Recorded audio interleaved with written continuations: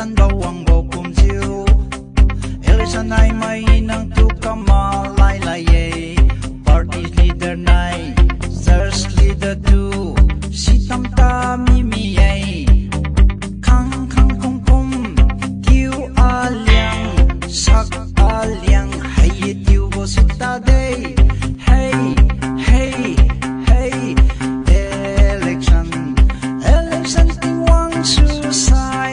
zu bong malyang kasi mai malyang simang mai tiu ta mi mi bo wei wang lam mazalo election i ram sang mi day ta kum mang yu bo sa wang jeng niu ting ting cha wang ting yen gu tu kama ha ki kun di kampang pa piu pa na mazang sa kami day candidate tu fui ta day sita day rangkang turuan na fui sang no hey hey hey election ting wang su sai zu pa malyang kasi mai malyang simang mai tiu ta mi mi bo wei wang lam mazalo election ram sang mi day election ga di ting wang ba me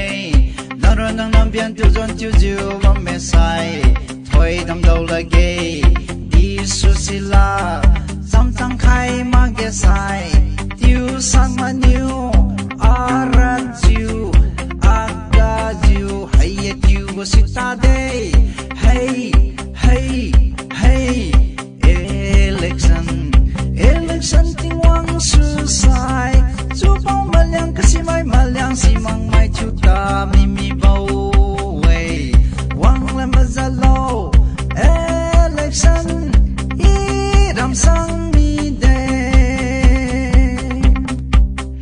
candidate tiu hai de tiu sa glow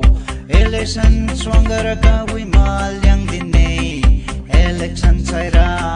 pa chamangai meng liak chiu su mi day rang kang haye kwan khai lo fui wang nei hai ye tiu go sita day hey hey hey election ting wang su sai zu bong malyang kasi mai malyang simang mai tiu ta mi mi bo wei wang lam mazalo